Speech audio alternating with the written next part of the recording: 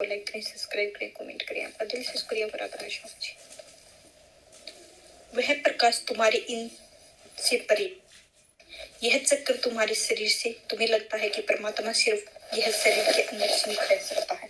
नहीं, वह अनंत है, अगम है, अगोचर है। इसीलिए कबीर साहिब बार बार भाव के ऊपर बात करते हैं। वह कभी स्थूल चीज के ऊपर बात नहीं करते हैं। इसीलिए उन्होंने कहा है कि भाई, अगर तुम्हारे जड़ भाष होगा, जड़ का भाव होगा, जड़ अभ्यास होगा, तो यह एक प्रकार की मलिनता है, जो बहुत ही बुरी बात है। यदि तुम्हारे अंदर यह मलिनता है, तो तुम्हारे अंदर से मलिनता है ही तो निकलेगी। इस संसार में जाओगे तो इस मलिनता को लेकर जाओगे, उस परमात्मा को प्राप्त करके नहीं जाओगे। तो साहिब ने कहा, ना कहे कबीर यह कली है खोटी। तो खोटी यह मलिनता, कली मानो काल, अर्थात जो ध्यास, जो जड़ का ध्यास है, उसी बारे में बताया गया है। तो अब साहिब से फिर प्रश्न किया कि साहिब, फिर मैं हमें क्या करना चाहिए?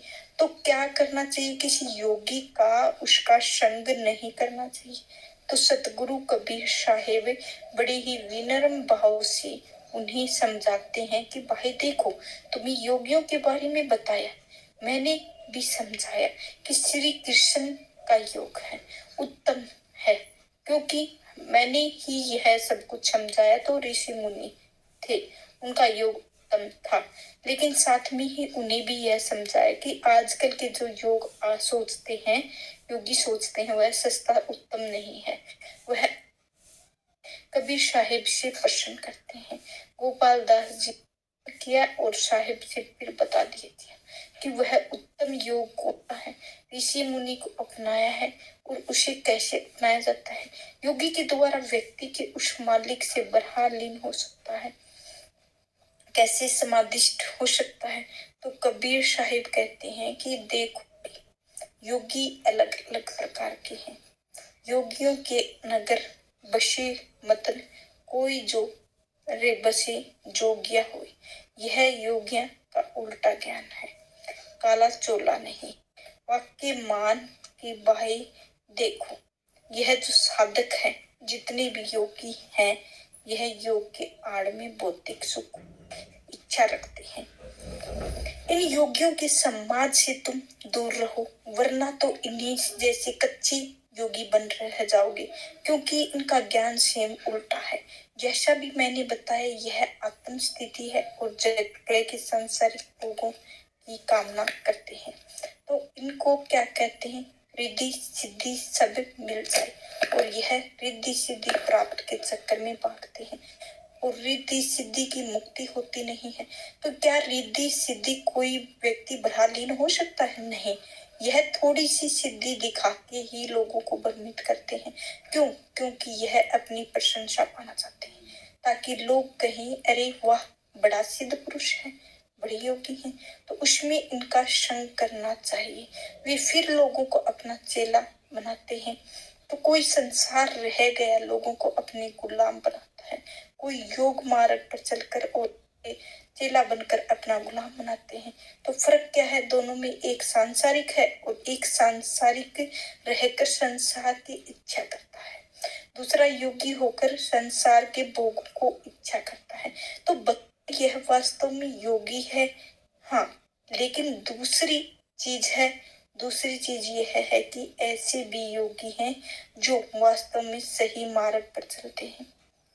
तो जो लोग संगत करेंगे ऐसे योगियों की, जिनका मन सांसारिक भोगों में है, सांसारिक इच्छाएं हैं, जिनके मन में, उनके साथ तुम कच्चे योगी बनोगे, क्योंकि इनकी संगत में तुम्हारे आत्मज्ञान की सुरक्षा नहीं हो सकती है, क्योंकि इनका मन मैला है, और मैला मन वाले के साथ रहने से तुम्हारा मन भी मैला हो जाएगा। इसीलिए इनका संग त्याग दो। कबीर साहिब जी भक्तों को समझाते हैं कि प्रगट सो कंथा गुप्ताधारी, तामे मूल सजीवन भारी। वो योगियों की मुक्ति जो बूझे, राम रमी तेह त्रिभुवन सुझे। तो अमृत वेली छिन छिन पीवे कही कबीर योगी जुग जुग जीवे। तो कबीर साहिब सभी भक्तों को, साधु को समझाते हैं और स्पष्ट करते हैं कि भाई यह जो जीव है वह हमारा वास्तव में यह योगी ही है। हर एक प्राणी जो जीव है जब योग करते हैं तो यही योगी है। योग का अर्थ होता है जुड़ना। योगी का अर्थ क्या होता है? जो जुड़ रहा हो। वो तो जोड़ता कौन है? उस मालिक के साथ जुड़ने की इच्छा करता है। यह जीव ही हुआ योगी। तो जिसका प्रत्यक्ष शरीर क्या है? यह शरीर गुदड़ी है जो भीतर है। भीतर कौन बैठा है? भीतर गुप्त रूप से वही महान चेतन विद्यमान है जो मालिक है। वह परमात्मा कहिए, उस चेतना कहिए, उसे आत्मा कहिए, उसे सर्वशक्तिमान कहिए, वही सच्चानंद स्वरूप इस जीव के अंदर बैठा है।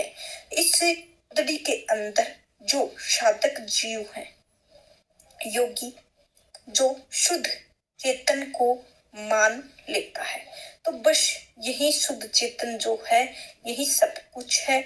और वो जो स्वरूप है वह राम के निरंतर रमण करता रहता है। तो वास्तव में वही सत्य दिखता है जो जीव अपने अंदर बैठे उस चेत राम को जानता है, उसका अनुभव करता है। केवल वही सत्य जो जानता है।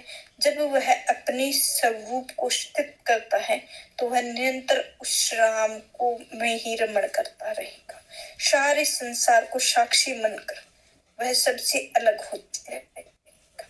जिस प्रकार अलग हो जाएगा, जिस प्रकार व्यक्ति एक कमरे के अंदर बैठा है होता है तो उसी ही नाम का पता होता है, बगल में क्या हो रहा है, कमरे में क्या हो रहा है। लेकिन वही दीवार के ऊपर बैठ जाए तो दीवार के दोनों तरफ दिखाई देगा, उस कमरे में भी क्या चल रहा है, दूसरे कमरे में भी क्या चल रहा है, दोनों साक्षी हो जाएगा। ठीक उसी ही प्रकार जो योग होता है, वास्तव में जो राम में रमण करता है वह हर एक व्यक्ति के हृदय की बात को समझता है। हर एक व्यक्ति के अंदर वह रमण करता है क्योंकि स्वयं आत्म राम हो चुका है। कबीर साहिब बार बार कहते हैं कि आत्म परमात्मा एक है, एक ही नूर जहूर बीच में, और जाई कर्म की ताते लगे दूर की भाई। जो आत्म अर्थात जो जुड़ने जा रहा है, जो योग कर रहा है, योगी है। जो परमात्मा है जिससे जुड़ने जा रही हूँ वह यह दोनों वास्तव में एक ही है। क्योंकि जब दोनों ही गए तो एक एक हो गई, बर्फ और वह घुलकर पानी के अंदर मिल गई। तो दोनों में एक ही हो गए हैं, बर्फ के पानी और जो का पानी है जिसमें घुली, और दोनों ही बता सकते हैं कि दोनों के गुण और दोनों का स्वरूप और दोनों की शीतलता सब कुछ एक जैसी है। इसी ही लिए जो राम निरंतर रमण करता है राम हो जाता है, और वह राम हर एक की कण कण में व्याप्त होता है। जो वह व्यक्ति, वह जीवात्मा इस शरीर में रहते हुए जो भी संपूर्ण संसार में वह रमण करता है, इसीलिए वह सारे संसार को साक्षी बनकर सबसे अलग रह जाएगा। हर अक्षण वो आत्म चिंतन रूपी अमृत रस पिएगा। वो किसी का चिंतन नहीं करता है। जो संत रविदास जी, उन्होंने क्या कहा, चिंता एक हरि नाम की, ना चितावे दास। जो कुछ चित्ते राम बिना सोए, काल की फाश। उस मालिक के सिवा, उस राम के अलावा अगर किसी का चिंतन किया जाए तो वही चीज है काल में फाश बन जाएगी। यानी तुम काल के चक्कर में फंस जाओगे, काल के फंदे में फंस जाओगे। इसी ही लिए केवल उस नाम की ही चिंता और किसी की नहीं। बाकी सबका चिंतन व्यर्थ है, बाकी सबका चिंतन बंधन है। और जब आप राम में ही एक हो जाओगे, उसके साथ एक हो गए तो आप हो गए हो। इसीलिए कहा गया है आत्म चिंतन का जो अमृत रस पिया वही अमर है और ऐसा रूप योगी निश्चय और अमरता को प्राप्त करता है। यह कबीर साहिब कह रहे हैं, अर्थात अपने अविनाशी स्वरूप के अंदर वह स्थित हो जाता है। अविनाशी क्यों कहा? क्योंकि परमात्मा के साथ एक हो गया। वह जान गया कि शरीर नहीं। जिस प्रकार हम वस्त्र पहनते हैं, अशक्त वस्त्र में और वस्त्र फट जाए तो हमें दुख होता है, लेकिन वस्त्र में कोई प्रेम नहीं होगा तो वस्त्र नया या फटा हो उसमें कोई दुख नहीं होता है, उसकी तरफ ध्यान ही नहीं दी। ठीक उसी ही प्रकार जब हमारा आसक्त शरीर, हमारा मुंह है, इस शरीर से है, तभी तक शरीर में हमें कष्ट होता है, हमें आलस्य होता है, तो उसमें आराम से लेटा रहे हैं, सोते रहे हैं, घंटों सोते रहे हैं, उसी आनंद में लगे हुए हैं। तो हमारी जो आसक्त है, जिस दिन आसक्त दूर हो जाएगी उस दिन ही इसे दौड़ाइए, भगाइए और इसमें काम लगाइए, तो यह सब कुछ करेगा, हमें तनिक भी कष्ट नहीं होगा, क्योंकि हमारा मुंह इस शरीर से दूर हो गया है, हम स्वस्थ हो गए हैं। यह देह, यह हमारे लिए मात्र एक साधन हो गई, हम वास्तव में विदेह हो गए हैं। जो विदेह राजा जनक की स्थिति थी उस अब प्राप्त कर लेते हैं। जो आज चीज यहाँ पर कबीर साहिब कह रहे हैं, वो अमृत वेली छिन छिन पीवे, कहे कबीर जुगी योगी जुग जुग जीवे। तो अपने आत्म चिंतन और अमृत को पीता रहता है, वह युगों युगों तक जीता है, क्योंकि उससे राम के साथ एक हो जाता है। इसी ही प्रकार कबीर साहिब कहते हैं कि जब तो जाए चढ़ सिंहासन मिले, सारन पानी राम कबीरा एक भाई, कोई न सके पिछानी कि राम और कबीर दोनों एक हो चुके हैं। इसीलिए कोई चीज की पहचान नहीं सकता है। संसार की नजर में कबीर अलग और एक देह में दिखाई देता है। लोग उस देह को देखते हैं, उस देह का चित्र बनाते हैं, देह को पूजा करते रहते हैं, देह में देख रहे नहीं पाते हैं, क्योंकि उन्हीं के कबीर में कौन है तो वो नहीं जानते कि कौन है। कैसे पहचानेंगे? एक कबीर राम के साथ एक हो चुका है, उसके शरीर के अलावा किसी को देख ही नहीं सकते हैं, तो जान नहीं सकते हैं, क्योंकि ज्ञानी की दिशा को केवल ज्ञानी जानता है। इसी ही प्रकार जो व्यक्ति उस राम के साथ एक हो गया है, उसे ही केवल वह जान सकता है। जो वास्तव में खुद भी उसके साथ हो गए हैं, तो अन्यथा उसे जानना असंभव है। किसी भी सामान्य मनुष्य के लिए कुछ पंडित या कुछ साहिब सत्संग में सुन रहे थे, बोलते हैं वेदों के अंदर लिखा है, जितना वेदांत सब कुछ बताए गए हैं वह उपाय करने के लिए इस शरीर के लिए क्या गलत है? तो वैदिक होने चाहिए या वैदिक अवैदिक होना चाहिए? तो व्यक्ति को आप जिस हिसाब से बता रहे हैं, मुझे ऐसा लगता है कि आप नास्तिक रूप से बता रहे हैं। आप किस बरहा को इस बात से कर रहे हैं जो वेदों में नहीं? यह भ्रा का सत्य नहीं है। क्या जितने भी देवी देवताएं मिले हैं, जो भी आपने बनाए हैं, वह क्या सही है क्या नहीं है? तो कबीर साहिब अपने को कहते हैं कि अपना शब्द जो भी चीज रूप भगवान जो पंडित का है, पूछो आन की पंडितों, अगर जगत में कोई बीज है वह इस संसार का तो नहीं, कौन है फिर? पंडित ने कहा, कबीर साहिब ने कहा कि यदि बीज बरहा ही है तो तुम की बात क्यों पूछते हो? जरा बताइए, यदि तुम्हारे पिता के बारे में यदि तुम्हें ज्ञान है तो तुम पड़ोसी के घर जाकर क्यों पूछते हो? क्यों इधर उधर की बातें करते हो? तो तुम्हें पता है तुम्हारे पिता कौन है, तो तुम अपने पिता के बारे में क्यों नहीं पूछते? तुम क्यों दूसरों के बारे में मानते हो, अपने पिता की क्यों नहीं मानते हो?